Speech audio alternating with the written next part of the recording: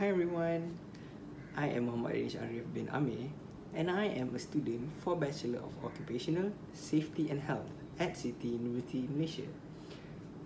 This is my matrix number and today I would like to talk about pesticides. So, what is a pesticide?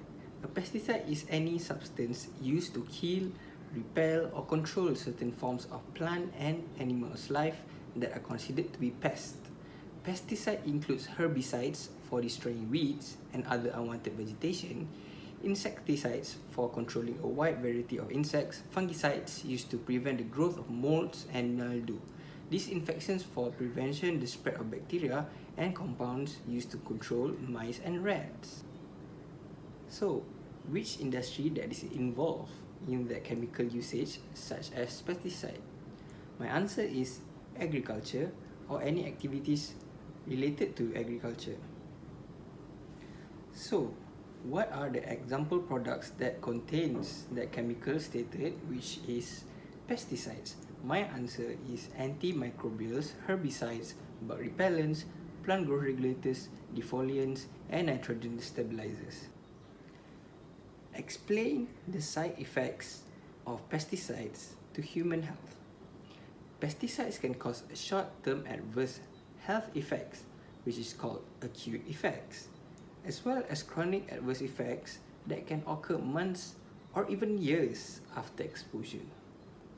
Examples of acute health effects including stinging eyes, rashes, blisters, blindness, nausea, dizziness, diarrhea, or even death. Examples of known chronic effects that are cancer, birth defects, reproductive harm, immunotoxicity, neurological and development toxicity, and disruption of the endocrine system. Some people are more vulnerable than others to pesticides impacts. For example, infants and young children are known to be more susceptible than adults to toxic effects of pesticides. Farm workers and pesticides applicators, they are more vulnerable because they receive greater exposure. Give example for related disease involved in pesticides. Acute, or also known as immediate health effects. Immediate health effects from pesticides exposure includes irritation of the nose, throat, and skin, causing burning, stinging, and itching, as well as rashes and blisters. Nausea and dizziness and diarrhea also common. People with asthma may have severe reactions to some pesticides, particularly pyrethrin or pyrethroid, organophosphate, and carbamate pesticides. Chronic, or also known as long-term health effects, on the other side, includes cancer and other tumors such as brain and nervous system damage, birth defects, infertility, and other reproductive problems, and damage to the liver, kidney, lungs, and other body organs. Chronic effects may not appear for weeks, months, or even years after exposure, making it difficult to link health impacts to pesticides. Pesticides have been implicated in human studies of leukemia, lymphoma, and cancers of the brain, breast, prostate, testes, and ovaries. Reproductive harm from pesticides includes birth defects, stillbirth, spontaneously abortion, sterility, and infertility. Endocrine disruptions are chemicals that are often extremely low dose, interfere with important bodily functions by mimicking or blocking hormones. The chemical messenger that circulates in the body and regulate many body processes, including the metabolism, brain development, the sleep cycle, and even the stress response. Some pesticides act as endocrine disruptors and have been shown to cause serious harm to animals, including cancer, sterility, and development problems. Similar impacts have been associated with humans exposed to these chemicals. Next, I am going to talk about the method of exposure to workers. Human exposure to pesticides may occur through occupational exposure in the case of agricultural workers in open fields and greenhouse, workers in the pesticide industry, and exterminators of house pests.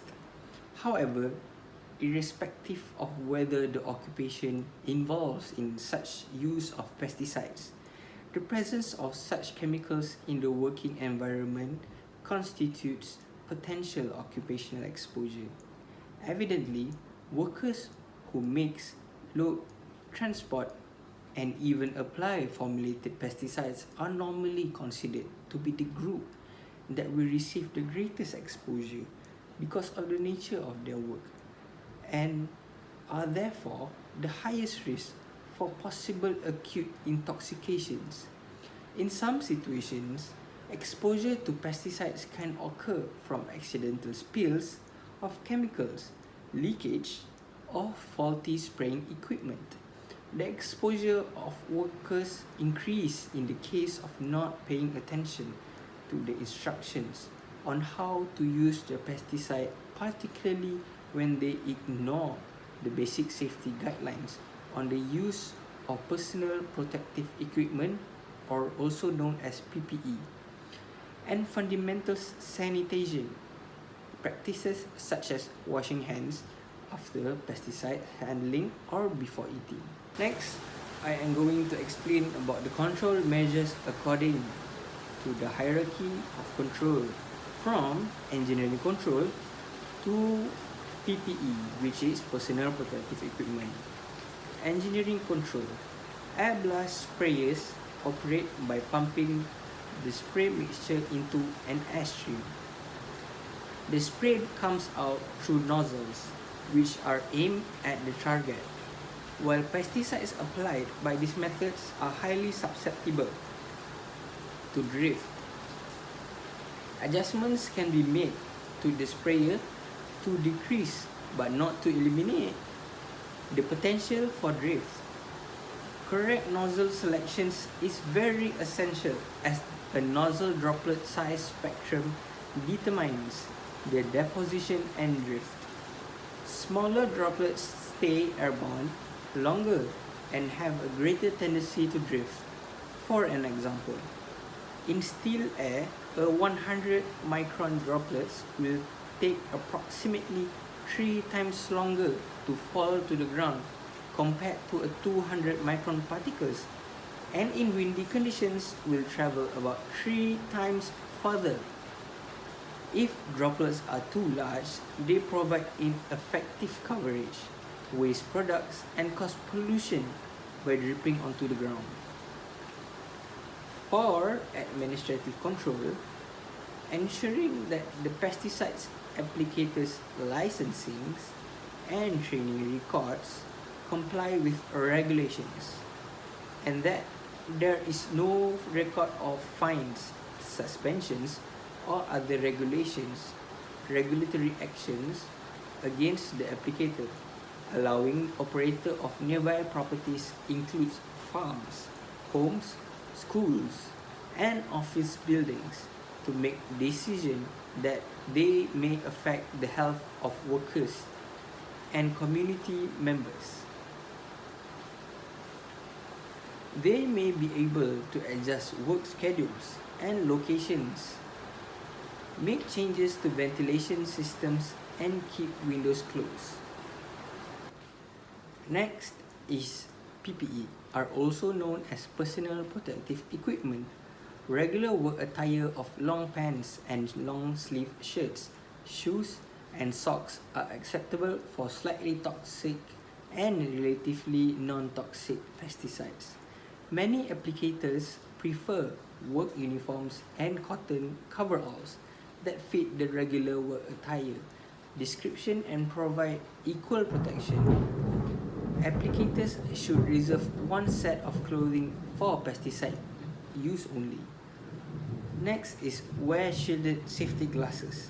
a full-face respirator, snug-fitting, non-fogging goggles, or a full-face shield whenever the chemical should possibly contact your eyes. Safety glasses with brow and side shields are acceptable for low exposure and situations. Always wear unlined, elbow-length, chemical-resistant gloves when handling all pesticides. The elbow length protects your wrists and prevent pesticides from running down your sleeves into your gloves. This is my advice or reminder when using the chemical. Please remove personal items such as toys, clothing, or tools from the spray area to avoid contaminations. When spraying pesticides indoors, make sure the area is well ventilated. When applying pesticides as a spray or dust outside, avoid windy conditions and close the doors and windows to your home. After using pesticides, please make sure to wash your hands before smoking or even eating. So, that is all for today's presentation. That's all from me. Thank you.